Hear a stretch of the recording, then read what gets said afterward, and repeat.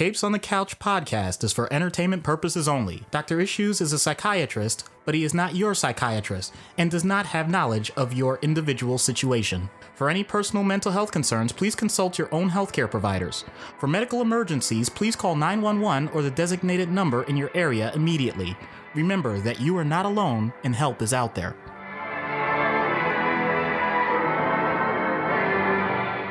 Hello and welcome to Capes on the Couch for Comics Get Counseling. I'm Anthony Sitko. And I'm Dr. Issues. This is issue number 134, Emma Frost, as selected by our present level patron, Ruby. Emma is definitely one of those characters that if you go on the website, if you go on a capesonthecouch.com website, all of the episodes are categorized. And one of the primary things that I do to categorize them is, are they a hero or are they a villain? With Emma, I don't really know where to put her. Because she'd been both. Yep. Even when she's a hero, she's an anti-hero. And then when she's a villain, she's a full-on bad bitch. Yeah. Definitely one of the more intriguing characters in terms of moral ambiguity that we see in comics. So let's jump right into it then. Emma Frost, created by Kris Claremont and John Byrne in X-Men number 129, January of 1980. Emma Frost was born to a wealthy family in Boston who had lived in the area since the 1600s. She discovered she had telepathic abilities while in high school, but refused to join the Xavier Institute. And when her manipulative father chose her as his heir, she opted to leave and make her own way. Her father picked her over her two sisters and a brother. The brother was a drug addict, and the two sisters, one of whom was kind of scheming and conniving, and the other one basically believed that it was her birthright. Emma was the one who really didn't care about the business at all. And that's why her father picked her, because he said, you've actually got what it's really going to take to run the business. And she says, you know what, Daddy, I'm done. I'm going to make my own way. I think she said she had $40 in a savings account to her name. So after attempting to seduce her professor, her family had her sent to the Essex Clinic, where she was drugged and manipulated into attacking the X-Men by Magneto. So she became a stripper for the Hellfire Club, where she made Sebastian Shaw infatuated with her, and she ended up becoming the White Queen. And this is where we meet her. This is her first appearance in X-Men as the White Queen, as part of the Hellfire Club. She also started a multinational business, Frost International, and began her own school, the Massachusetts Academy, where she recruited young mutants for her own cause. And then she ended up being attacked by a time traveler, and she was in a coma for a year. During that time, most of her students were killed. She was brought out of the coma by an energy surge that caused her consciousness to take over the body of Bobby Drake, a.k.a. Iceman, who happened to be in the room with her. Because comics. When she learned what happened to her students, she had a breakdown and realized they were better off with Xavier. And he was able to reestablish the connection between her body and her mind. So racked with guilt, she established her school as Xavier's School for Gifted Youngsters, and she and Banshee started a new team called Generation X. After surviving an attack on Genosha, she discovered that she had a secondary mutation, the ability to turn her skin into unbreakable diamond. This, however, leaves her unable to utilize her telepathic abilities, so it's basically a trade-off. She joins the Xavier Institute and takes the Stepford Cuckoos under her wing. She began a psychic affair with Scott Summers, Cyclops, and you can go back and listen to our episode on him, #Scott is a dick, who was growing apart from Jean. Although Jean tore through her mind and forced her to relive all of her guilty episodes from the past, Emma revealed to Wolverine that she truly did, in fact, love Scott. Shortly thereafter, Beast discovered her shattered body, and the investigation revealed that Esme of the Cuckoos convinced another student to shoot Emma with a diamond bullet. Meanwhile, a Phoenix-powered Jean reassembled Emma, and you can hear a little bit more about that in our episode on the Stepford Cuckoos. So after Jean's death, which number that was, I don't know, Emma and Scott begin a actual relationship, and they become co-headmasters of the Xavier Institute. Emma then discovers that the Stepford Cuckoos were actually her children, bred from eggs that were harvested by a doctor years before, while she was under the control of the Essex Clinic. She served as a member of the Cabal, along Norman Osborn, Loki, Doctor Doom, Namor, and the Hood, only to betray Shaw. This was, I believe, during the Dark Reign story. And then in Avengers versus X-Men, Emma is one of the Phoenix Five. She was the next to last mutant to possess the Phoenix Force alongside Scott before he was able to wrest her portion away from her. And then Scott, as we all know, ends up getting killed by Xavier. And then in Inhumans versus X-Men, after a Terrigen cloud killed Scott, Emma created a psychic projection of him destroying the cloud, after which Black Bolt, quote unquote, killed the projection. A negotiated peace between the Inhumans and the X-Men ended after Emma incited the X-Men to take action to save their species. Medusa destroyed the cloud after realizing the death and destruction that it was causing, but Emma sent programmed Sentinels after the rest of the Inhumans to seek revenge for Scott's death. So she turns full villain, but then all is forgiven because she is currently one of the leaders of Krakoa and was named by Xavier and Magneto as the head of trade relations. This is under the Jonathan Hickman House of X Powers of 10 reboot / change / shift of all of the X-Men continuity. So that's currently happening right now. I believe there was the Hellfire Gal and somebody just died. I think Wanda just died. Yeah. Yes, that's right. It was Wanda. I'm long overdue on getting caught up on those X books, but the X books were never really my purview. I was much more of an Avengers and Fantastic Four fan. Mutant books were something I've dabbled in over the years, but never really stuck with. You make it sound like these are all different forms of addiction and they're just potentially spread. Avengers for you was the gateway drug. Yeah, well, I mean, technically Spider-Man was really the gateway drug, but then it became Avengers, and then Moon Knight is really where I'm just mainlining that. Just, I dabble in the other stuff, but, I'm hooked on Moon Knight and Cap. Those are my heroin, so to speak. I can't call them heroin because they're men. Wow, and I thought my puns were bad. Oh, they are. Your puns are still really, really bad. So the issues that Ruby has requested that we cover, first and foremost, let's get it out of the way. It's the elephant in the room, her relationship with Scott. Now, it starts off because Scott is having some issues with Jean because she's dealing with Phoenix stuff, and Scott is not talking to Jean about this.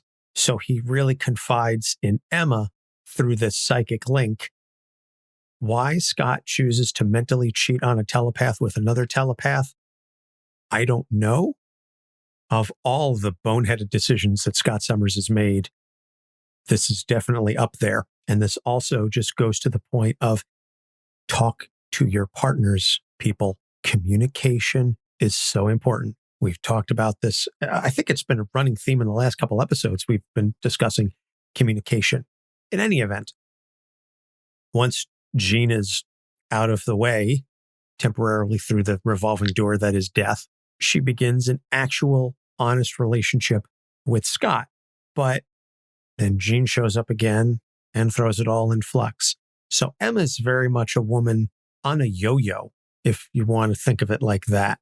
That's not an easy position to be in, and it's not entirely her fault that she is in love with this man that does not treat her the way that she should be treated. So I'm sure I've made this reference before, but I don't remember when and in what capacity, but I love it, so I'm just going to do it again. There's a Chris Rock bit where he points out some people, and I'm going to leave it gender neutral, but some people have the idea when they meet a couple, like one person is already your friend and they meet the other person, it's like, oh, I really do hope I find someone like that. And then there are those people that say, I want them. Exactly. So unfortunately, Emma is in this mix, and I'm going to bring it back. Forget the psychic thing, just the idea that there's nothing inherently wrong with having friends of friends and having a network that you confide in besides your spouse and whatnot. That's all actually potentially very positive. But you need to be clear what the boundaries are to begin with. And that didn't happen here. And that doesn't happen commonly. this is so overwhelmingly within the realm of not just possibility, I'll even dare say probability, where if you already have the ability to talk to someone at a level greater than just basic acquaintances and you actually are developing a friendship, all human interactions have the capability of being the best interactions in your life. That I genuinely believe that. They usually are not. They usually don't reach that level, but there's always that chance. And when you add in turmoil, you add in the idea that things are not the way you want them to be, and that means you're going to be looking for change, then that adds a level of intensity to interactions, especially when you make it clear from the start. I am talking to you because my motivation is to feel better about what is going wrong. Now, that doesn't have to lead to what I'm going to say, but it very well may. That can lead to the idea that this person is the solution to my problems. You're putting the onus on someone that may not recognize that's what they're involved in. Meanwhile, I'm going to flip it around. I'm going to flip it to Emma's side. Emma has had interactions with X-Men, has had situations where she has her own agenda in so many different spheres of life that finding someone that she doesn't have to manipulate is a great comfort. And yes, it's wonderful that now you can feel like you're yourself and you're learning about someone who clearly is in their own vulnerable state, and the heart wants what the heart wants. You start noticing that you have a connection. And what does Emma have this to compare to in terms of what's considered healthy in a relationship? Let's be real. I mean, she's had people I'm sure she's been with. That's not what I'm getting at. I'm saying the emotional side. I know they went with the telepathy part, but I think that was a great metaphor just for the idea that above and beyond just plain old physical attraction, you have found something in someone that transcends what you have expected in the past. So now you have this other person that was at a low point and is, raising themselves up. You have someone who has superficial experiences that's now getting something more deep, and you can't just turn that off. I know it's nice to say, okay, just let it go, but many times people can't. And if that's the case, then you're going to spend more time, which is another part of this. I know we talked about the communication piece, but the time together is also critical.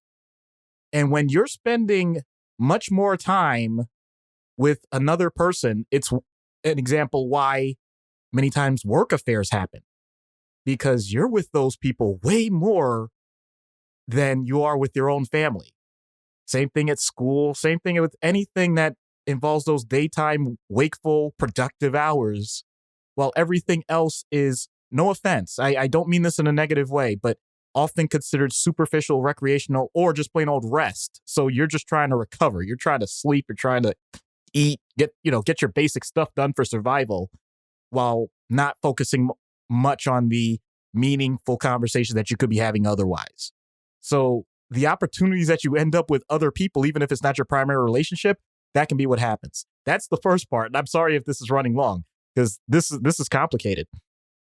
The other part, of course, is, well, whether or not it resulted in negative consequences, a divorce, or the other person that would have been involved leaves, or, as has been stated, a death, and now this other relationship has now blossomed. The question becomes, what do we do now? Because ironically, for some people, once again, not painting too broad a brush here, some people love the pursuit. Some people love the idea of an ongoing situation that is not quite in the open and not quite going to be accepted if it's found out. And the intrigue of all of that adds to the combinations of lust and interest and actual intellectual connection and all that other stuff. It's the thrill of the taboo. Exactly. So what happens when that's gone? Now you actually have an open license to do what you want. And for some people, it's a relief. Like, thank goodness we don't have to do things that way anymore. While for other people, it's a loss. Like, I'll never get that thrill back. And unfortunately, that's going to impact the intimacy. So now you've just flipped the tension that the person had before that built this whole thing up and resolved it in a way that leads to less love. That is so strange to think. And don't get me wrong, the way it's written, that didn't exactly happen here, but I'm just going from the biased psychiatrist who sees people when it's going wrong. So that's why I'm talking about it this way. You mentioned the whole yo-yo thing going on with Emma, and it doesn't have to be the same person. The whole point is, what if that person that you were involved with, where we've had this up and down wave already, what happens if another person enters, maybe even similar to the way you entered? This is something that doesn't have to stop at one point. This can happen serially. And if you don't know that about the person, or you are choosing to ignore that about the person's history, then you are setting yourself up on a roller coaster without any of the precautions. So I really hope you buckle up next time. Well, I was going to say a couple of things. First off, it takes two to tango. So I do think, in defense to some extent, and mark this on your calendars, folks, in defense of Scott, Emma could have just as easily said, I don't want anything to do with this. You're coming to me, but you're married. I know you're married. This wasn't like a secretive marriage. This wasn't like, oh, he came to me, he was some stranger. You knew he was married. Yes, he confided in you. You kind of took it to another plane, literally another level. So it's not entirely Scott's fault. Secondly, to that last point that you were making about serially, I have heard, sadly, multiple stories of, say, person A and person B. Well, person A was using person B to cheat on person C. So A and C break up. Now A and B are together. B knew that A was cheating on C. And then they have the audacity to act surprised when A cheats on them with D. That's how you got started with this person. I'm not saying this happens all the time, but it clearly happens more than once, because I've heard from multiple people. And they're like, I didn't think they would cheat on me. And listen, I'm not trying to poo-poo people. Things change. People change. But it takes a lot for somebody to change that kind of behavior. It takes an internal resolution. And it's not something where, oh, they just cheated because they didn't have it good enough. I'm what they need now. They don't need to cheat anymore. If that's your modus of thinking, you are clearly delusional. And I don't have a degree, nor do I need one to say that. But if you think that they were just cheating until they met you and that you're the one who's going to get them to stop cheating, get yourself some smelling salts and wake up. So I'm not 100%. So to bring this back to Scott and Emma, to that point, I don't think Emma's delusional enough to say that Scott was cheating until he met me, because she can read his mind. That's the thing that she has that brings this outside the realm of reality. She can read his mind. But I do appreciate how they've discussed that, and it hasn't just been ignored. But like I said, that's kind of on Emma to put herself in that situation. And then when Jean inevitably comes back, Emma better be accepting of whatever Scott's decision is with that. Yeah, well said, man. So Ruby's next suggestion is her love for mutants and her willingness to sacrifice all for them, regardless of personal impact. And she referenced there's an alternate universe. I think Ruby said it was Old Man Logan. Emma marries Dr. Doom in order to protect mutant kind. And for all of her flaws, and she is a diamond with a lot of flaws, she does love her people. That's one of the things that she wanted to teach. That's one of the reasons why she started the Hellions, is she did have this sincere belief that I can help these mutants be better. And she has a legitimate breakdown in front of Xavier and said, they were better off with you. The Hellions and everything that happened in Genosha, that they wouldn't have died had they been under Xavier's care, which I find specious how many X-Men have died at the hands of Charles Xavier. But she does sincerely love mutants. And I think that's one of the most positive aspects to her character. It's a bit speciesist, but it is a positive aspect of the character. So I'm going to expand on that just a little bit. The idea that you're passionate about some section of life, of existence. So the stereotype that sometimes we think of is, if you want to take it to the negative side, is the crazy cat lady. The person that just absolutely has to take You mean my wife? Oh my God. I'm kidding, babe. I love you. The idea, though, that you're taking in every single stray and be they super feral or super nice, or maybe someone else's cat that probably has their collar, but you magically just lost the tags and you're saying, oh, it's mine now. Taking it too far. That's one end of it. The end that we're talking about, and let's leave it to humans, just the idea that, let's say you're a proponent for homeless shelters and you volunteer all of your spare time and actually at some point make your career in a nonprofit. Or some people that are very spiritual and have a church and they go every day and they know every single person in the congregation and absolutely get the true joyous experience. They go to prayer services during the week. They do lots of other activities, picnics on Saturdays, after service on Sundays, all these different things. And it really gives them a sense of purpose. Or it's just their own family, just their own kids. And they know that throughout their life, they're going to follow them around. They get them their house, like right next to where they're going to in college. And they make sure that they do the yearly family vacation somewhere and everybody goes along and it's always these wonderful memories, et cetera, et cetera. I'm saying these are all great things. I'm not even saying any of this sarcastically, and I'm not trying to make it a potentially negative issue. What happens when you add activism to it? And this is where we really get into the heady stuff. And actually, I think that this does dovetail nicely if you look back on an episode with Scott in terms of his views on mutant kind. But Scott is much more of the, pardon the pun, like much more militaristic about it. Emma is much more of the true martyrdom about it. Just the idea that for once the greater good is way more important, or this section that I love so much is worth everything. If you're willing to sacrifice everything you have for the sake of the well-being of that particular interest of yours, then if it is a disaster, that can be truly society changing. And we've seen that happen. The question is, what's your judgment of a disaster?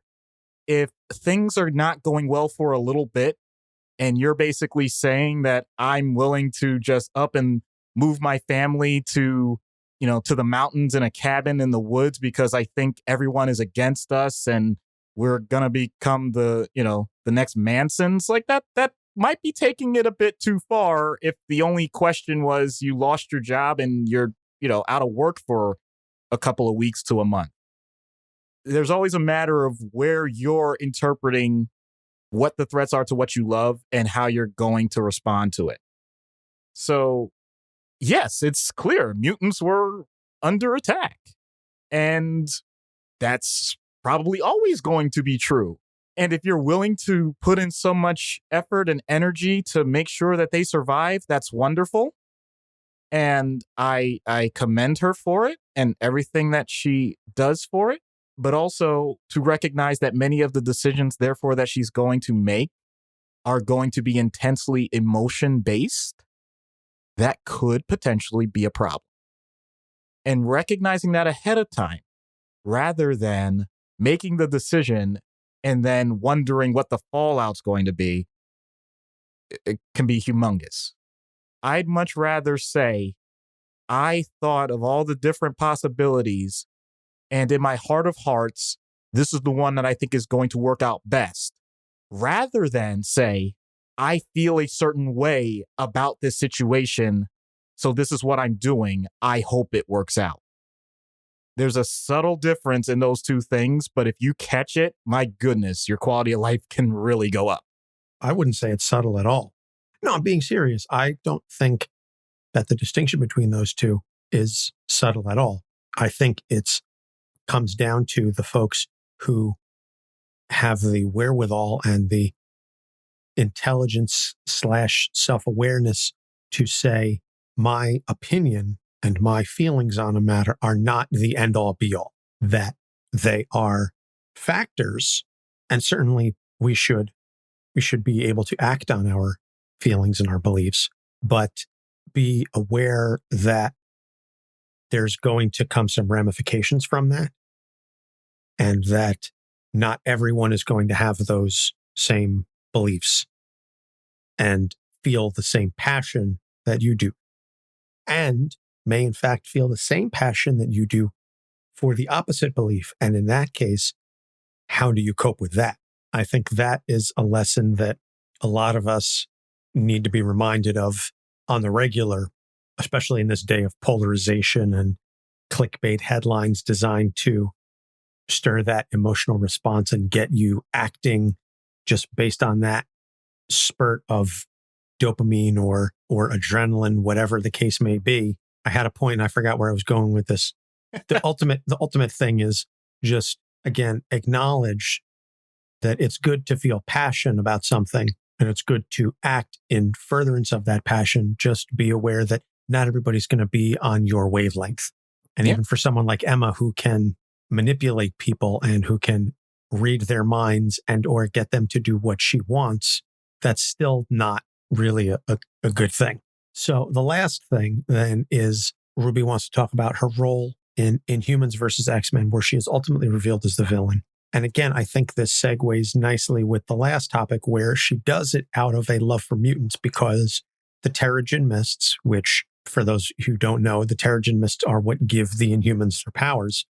But it turns out that the Terrigen Mists also have a basically fatal effect on anyone carrying the X gene. And we can get into the whole meta as to why Marvel was trying to kill off the X-Men and for, to support the Inhumans because of film rights, et cetera, et cetera. It's all been rendered moot because Disney owns everything now. But the point is that the X-Men were working together. Beast in particular was trying to find a scientific solution, a cure, or a way to inoculate the X-Men against this death because of the Terrigen Mists. Emma just said, well, to hell with all that. We're just going to destroy this cloud, even if it means there will be, pun semi-intended, no more Inhumans. And the Inhumans, to their credit, were aware that this was going to happen, so they were prepared for war. But the lengths to which Emma went to unleash the Sentinels to go after the Inhumans, even after Medusa destroyed the Terrigen Cloud, strictly based on the seeking revenge for Scott because he died after exposure. I get that she was angry, and I'm not going to be so sexist as to say that she's the angry woman or this was an emotional response. It was an emotional response. I will not say it's because she was an angry woman or because her boyfriend, whatever, was killed. I will say it was an emotional response. But I think even for somebody like Emma, who had to this point been kind of skirting that line, being just on that side of good, she just took a hard left and went full on villain for the first time in several years. I'm kind of curious what would lead to that kind of irrational decision making. I love the fact that you just said irrational decision making, because there is an author of 2 books that I absolutely love. The author's name is Mark Manson. No relation to the Mansons, although I made a reference earlier. No relation whatsoever. But the 2 books are The Subtle Art of Not Giving an F and Everything is Effed, a book about hope. you would think from those names that he's trying to be provocative. And of course he is. I mean, the title is meant to be provocative because obviously you're going to get a few people just for the shock value. Oh, I got to read this, But no, it's actually, both of them are incredibly intellectual books. And he has a newsletter that he sends an email every week.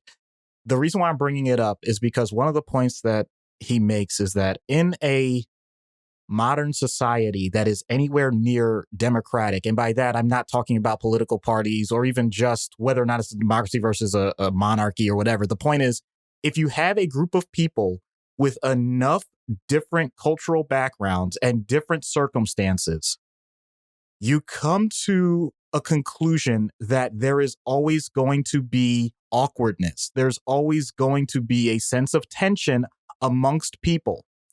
And we, as Anthony has said so many times, we do have a theory of how we've made social contracts with one another that as long as it doesn't pass a certain threshold, we're not going to totally destroy each other and destroy the planet.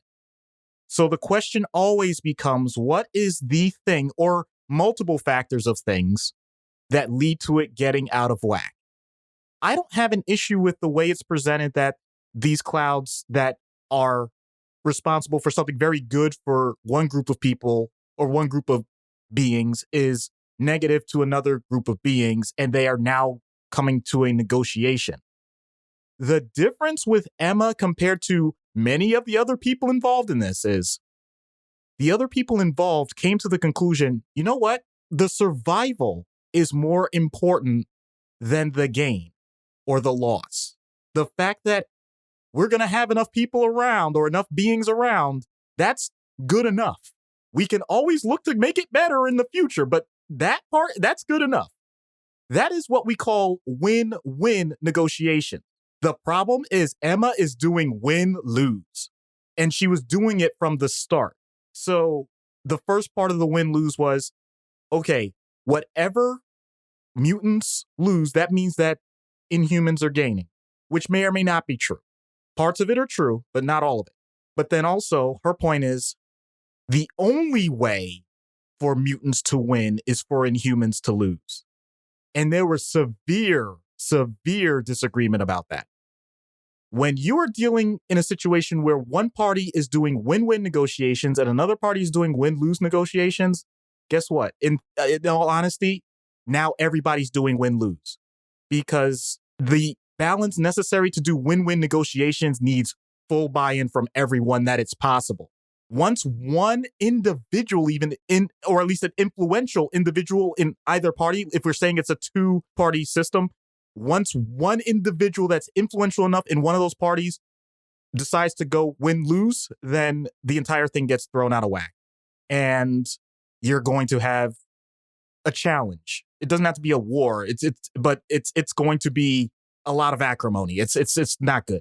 Then you add the part that, as Anthony mentioned, and I love how this all just dovetails together, you made it personal. So the fact that she firsthand knew what happened to the person that she loved, that individual negative event now is catastrophized to the idea that it's going to happen to everyone, and that's just as bad for everyone as it is for me. Is that fair to say? I mean, it's bad. It's definitely bad. Scott dying sucks, but that doesn't mean everybody's going to grieve the way that she was, but she's going to grieve pretty hard. And to go as far as she did in terms of the ruse, in terms of the manipulation, and then on top of that, she went so far as to say, you know what? Even if you guys don't fall for what I'm doing here, I'm just saying, screw you.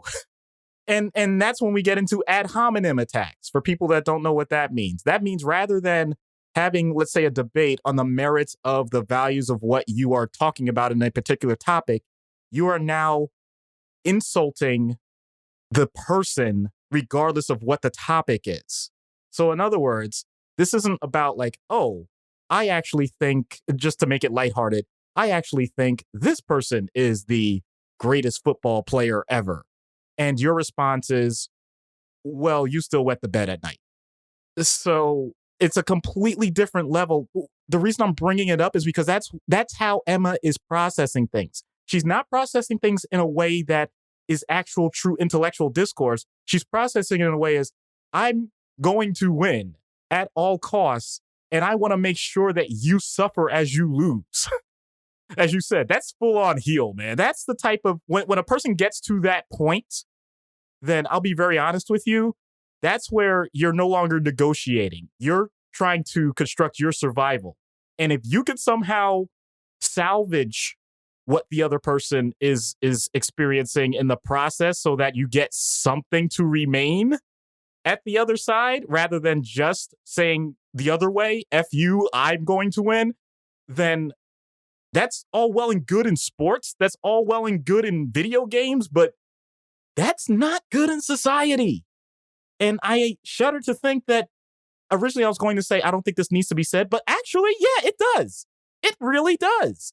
For those of you out there that feel like you're on that brink, where you feel like there is another side out there that is so far gone, recognize that there's a huge probability that they haven't thought about win-win in a while. There's still a chance for them to do that if you're willing to present whatever it is that you disagree about, if you're willing to present a way to say, how can we make sure we all survive first and then all build off of that, rather than saying, I have to win and therefore you have to lose and it has to be painful. I absolutely 1,000% agree with you. What do you do, though, if you are presented with a situation where you are trying to present it as a win-win and the other person is so deep down that win-lose rabbit hole that they will cut off their nose to spite their own face as long as you lose?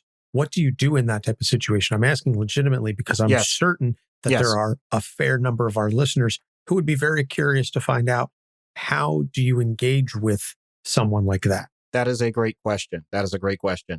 There's a couple of ways to handle it. First, we have to discuss the magnitude.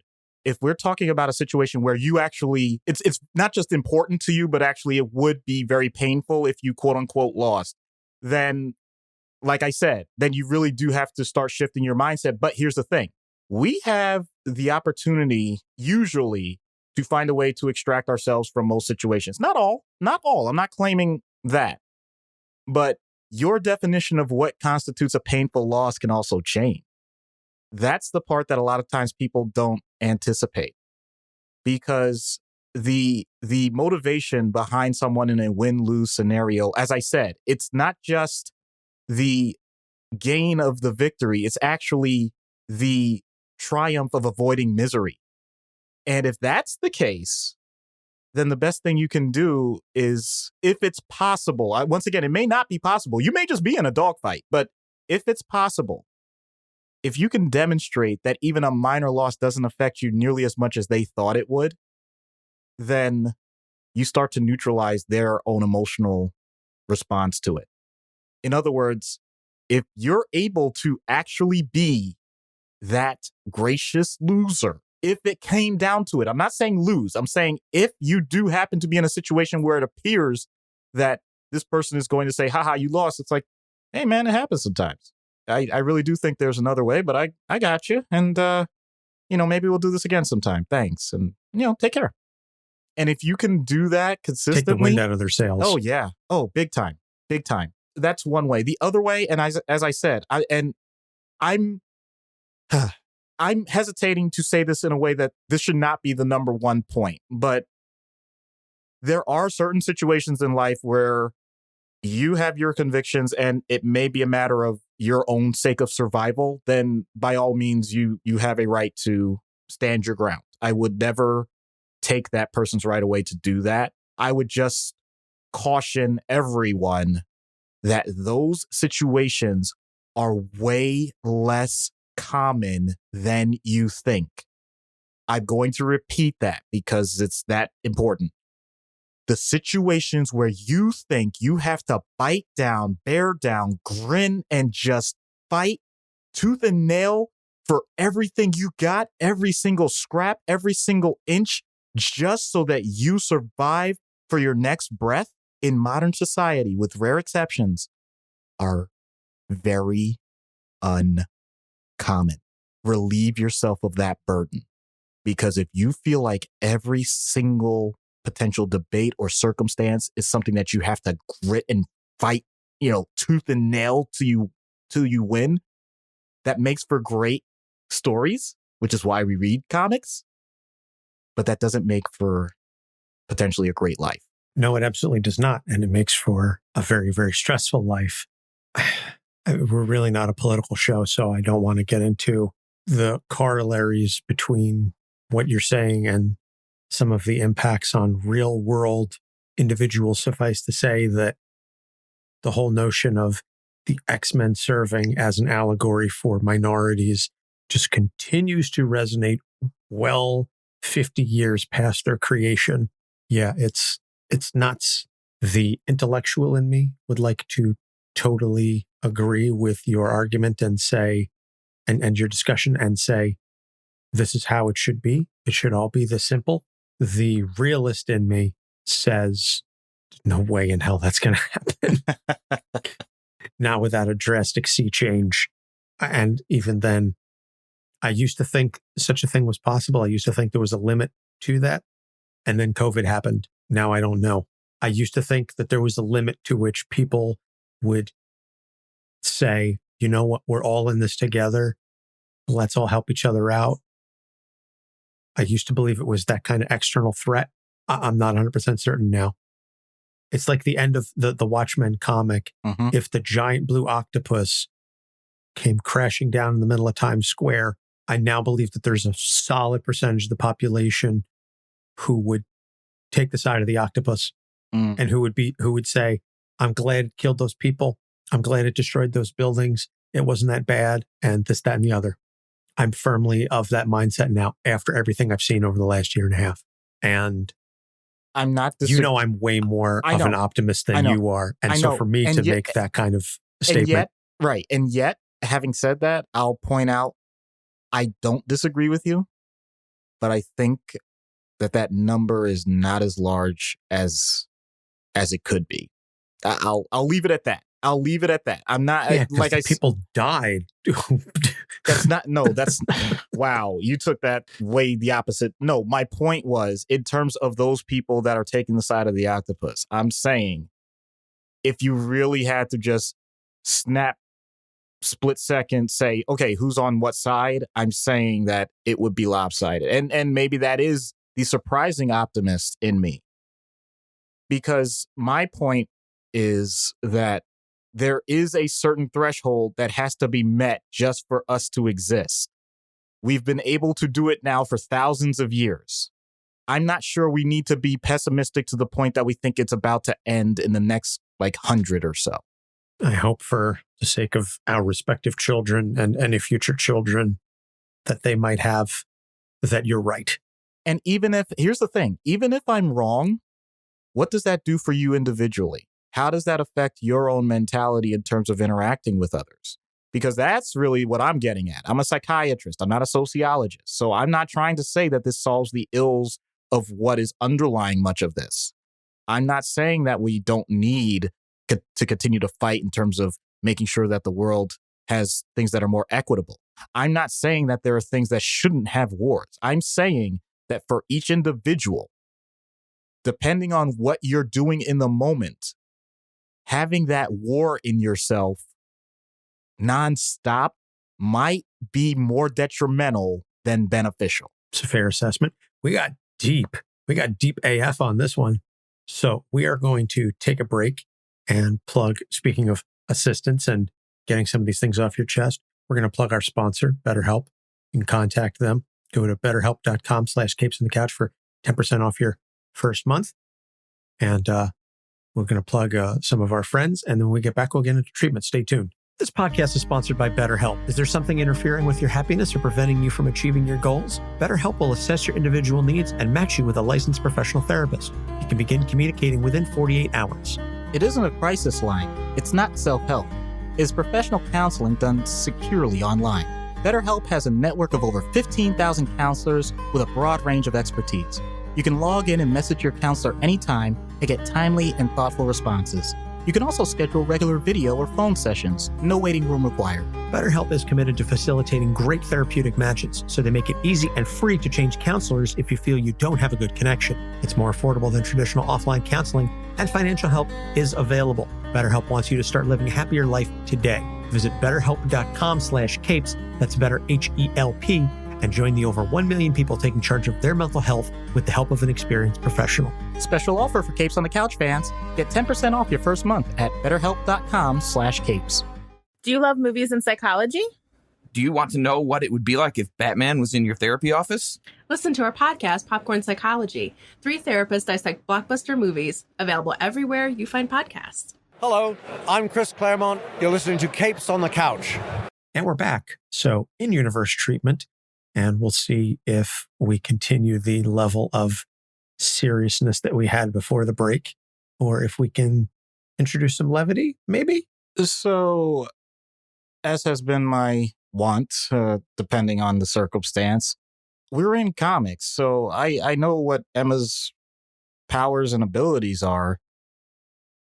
I'm actually not that interested in the telepathy or any of the mind stuff. You would think I'm a psychiatrist. That would be the first thing. Well, no, because she'll beat me at that. My thing is her secondary. The idea that she can become this like diamond person, and it's actually written that her entire demeanor changes with that to one that's much more cold, calculating, things like that. And if you want to see someone that's truly on the far end of that, you could check out our Mr. Freeze episode. But the whole point is she doesn't have that telepathy. So what is a person with mental abilities that no longer has mental abilities? They're a person. That's it. And how long does she get to be in that space? It's always under threat. It's always under duress. That's not a healthy way to be. So I'm wondering if there may be a way to just focus on that part where she's hardened herself. I think there's something there. I would love to just focus on that for a while. And I recognize that there's a risk that she learns from me through all that process that she can actually have all of her powers all at once and then just become the most dominant entity on the planet and just, rules with an iron fist and just, yeah.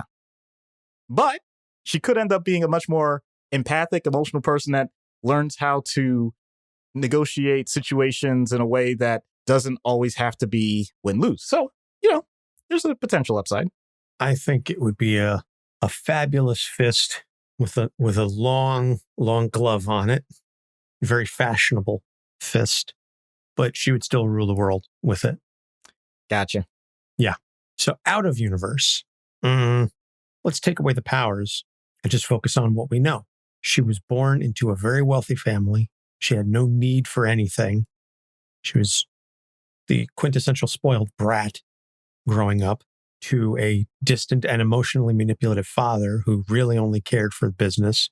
The mother was addicted to various substances as a way to cope with the fact that she was emotionally dead inside.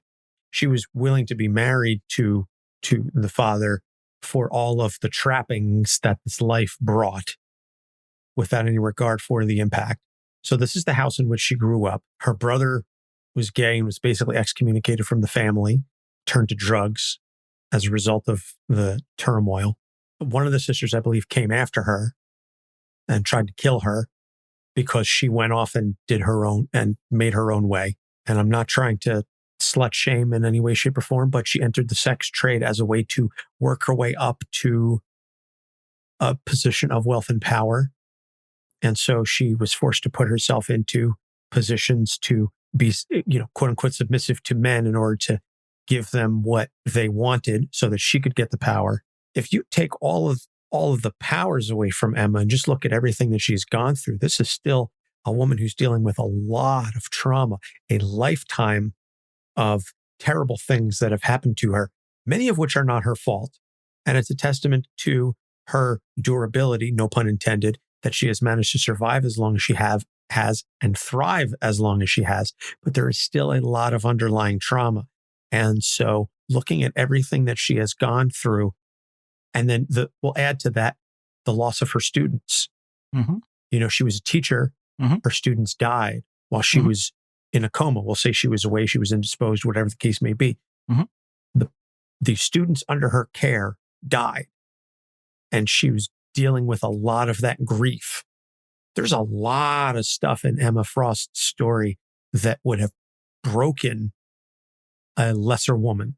And it's a credit to her that she continues to stand and thrive as well as she has. But what would you say to a real person who has undergone some of the horrific trauma that Emma Frost has experienced? I would first say, hi, I'm doctor, and I know that, I know nobody really wants to go through these therapy sessions or things like that, but so far I've had some decent experiences handling cases like this, but everyone's unique. So tell me, what's going on and what brought you here to my office? Because this is what I do every day. I actually hear these types of cases, maybe not every single detail the exact same way. This really is incredibly common. And usually the diagnoses that I see related to these cases are a combination of some form of mood disorder, such as major depression or bipolar, PTSD, generalized anxiety, and then on the other part of the scale,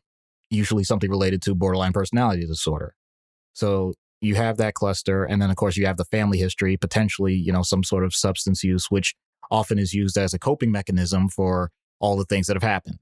So as much as you laid out what is a truly traumatic and dramatic life that is unfolded for this person, for them, it's their everyday normal.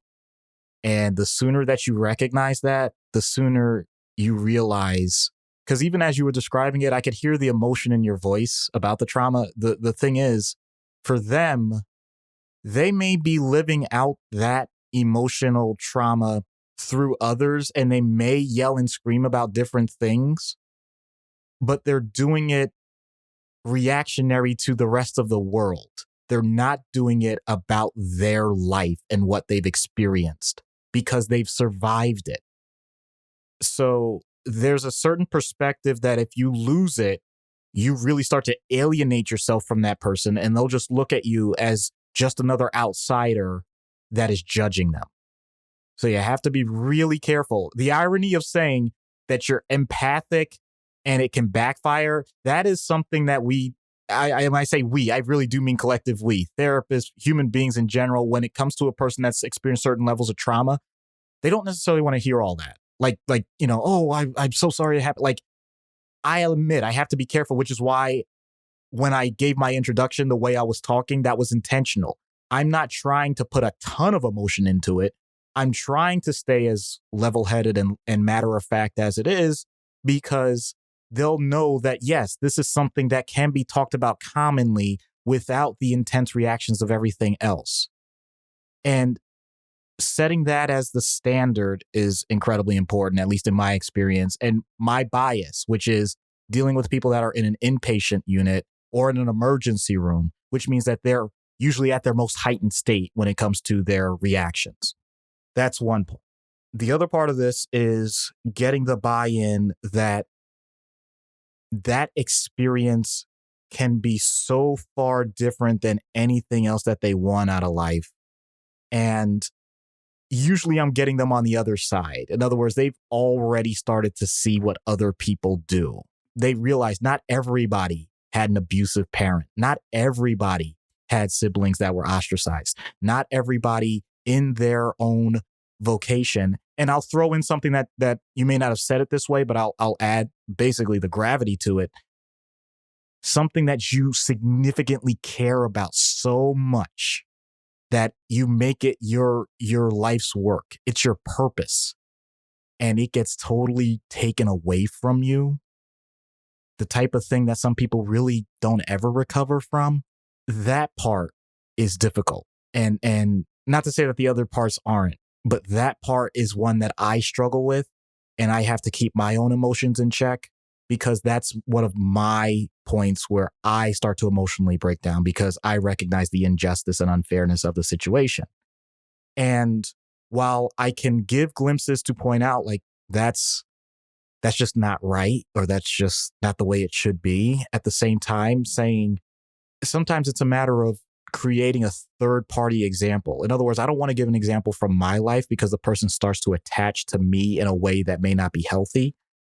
But if I can find an analog, and sometimes it's a struggle, you may not be able to do it in that session, finding an analog of how someone may have processed that type of similar negative event and had the type of emotional growth that allowed them either to find something else that became a new purpose or to repurpose, to maybe be in the same area and yet not become so jaded from previous experiences that they recognize those positive emotions are still there. And that positive motivation can still carry forth even when you've had negative evidence. Doing all of this is the type of thing that allows you to recognize a person's immature attachments. And I don't mean immature as in childish. I mean immature as in you're doing it for the sake of survival the way that someone does if they were dangling from a cliff and someone reached out a hand. Except you're not doing that in that realistic circumstance. You're doing it when someone's just saying hi and like they hold the door for you. And now they think you think they're your greatest friend and greatest compadre. And I've seen patients react this way. Like they basically say, oh yeah, I'm going to live with this person when I leave and all that. Like, as you hinted at before, like almost near delusional in terms of how they're processing some of this information, because it's what they know how to do to manipulate. And they're starting to believe their own manipulations. This is the type of stuff that if it's not put in check and not processed in a way that allows the person to have the full range of emotion they should, it's messy. There's no other way to put it. It is really, really messy. Wow. Yeah. I got nothing to add to that. I said a lot earlier. I'm going to shut up and give you your space. So, with the help of our friend Kris over at the Marvelous Madams podcast, we'll have links to them in the show notes. And she's also a fellow Jersey girl.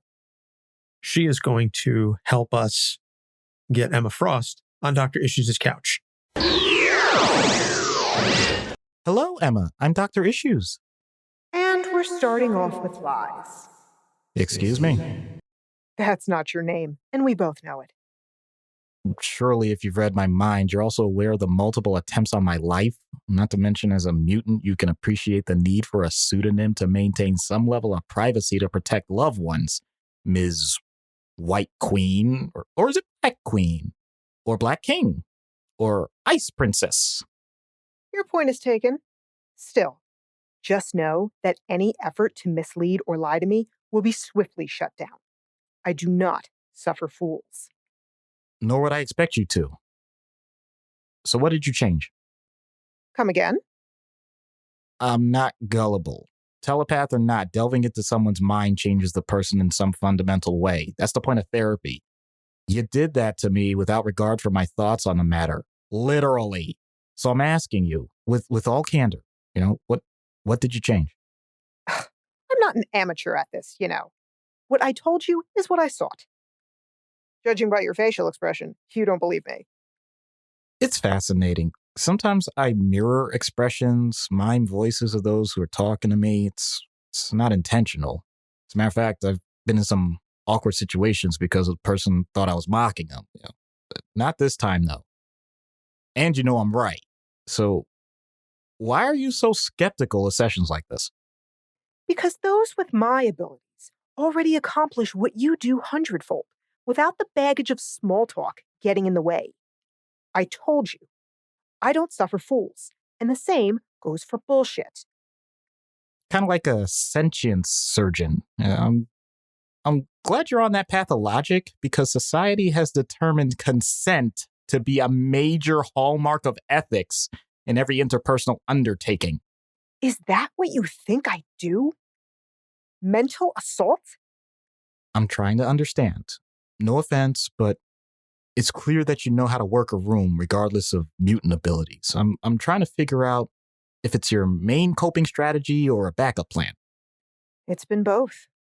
Can you give an example of each? Sure. I'll give you a glimpse of one of my best days.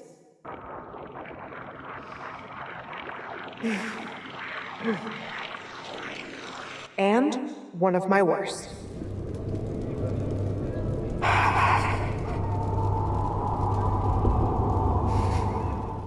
So, you tell me, Doctor, would you have done anything differently? Whoa. To be honest, I have no idea. I've been empathic before, but that was like mimetic, like just cloning your own goals. No, telemimetic. It's like you downloaded parts of your memory into my brain and I choose how to live it. This is so bizarre. They both involve Scott. I shouldn't be surprised. Is there a problem, Doctor? I can assure you, I did nothing to injure your brain. No, not like that. That's what you changed. Oh dear, that was too quick. I expected some sort of opportunity to talk about him at length, without all of the pretense. You're the one you said you hate small talk. That's my co-host view, not mine. I'll gladly discuss your feelings about him without referencing. He's not a dick. Got it? Got it. The point is, he impacts every aspect of your life, and your love for him affected some questionable choices. What can I do to help you to get to the next stage of your relationship as adults? Why would there be a next stage? I know he's loved me. That's all I need. And he's loved another. And you turned his ideals into the grandest effigy I could imagine, all out of spite. Spite? No. Having some mental foreplay when you least expect it may have some spite, but not when all of mutant kind is at stake. It was us or them, and it surely wasn't going to be us. Not when we're the next evolution of the species. I am not the damsel in distress. I'm the diamond in the rough. I can show you, too. Fascinating. Oh, now the therapy can begin. What does that mean? Before now, you had the ultimate wisdom of the crowds through your abilities, just picking things up about each person on a whim. Now, when you're like this, I know you're shut off. I don't think that's a mistake. Maybe it's a defense mechanism for you, but I see it as a chance for growth. Tell me, what do you feel right now? Nothing. Can you tell by my face what I think? You have the same face as when I told you I only looked at one thought in your mind. I should register that as the same, but it's so difficult this way. Exactly. Welcome to a new way to build your schema of the world. No mind games, just good old-fashioned observation, trial and error. No judgment, no scorecard, just me and you trying to figure out human interaction. I don't expect you to stay this way, but do you realize just how magnificent your personal experiences can be if you learn how to warm up your cold side? There is a rationale to your style. I think I like it? That is quite the challenge. Definitely worthy of pursuit. Fine. Your point stands. Wait, now I do think Scott is... Say it and lose yours. Understood. Thank you, my dear. Now, if you'll excuse me, I must return to Krakoa. Heaven knows what Logan's gotten himself up to in the past hour. I shall return. When shall I... Oh, I'll make it clear. Good day, Doctor. Boy, she's really hung up on the whole Scott as a dick thing. Well, somebody in this group decided that it was going to be a big part of what we do. Not placing any blame anywhere. Not that I'm bitter or anything, having to fend off some people that are really big Cyclops fans.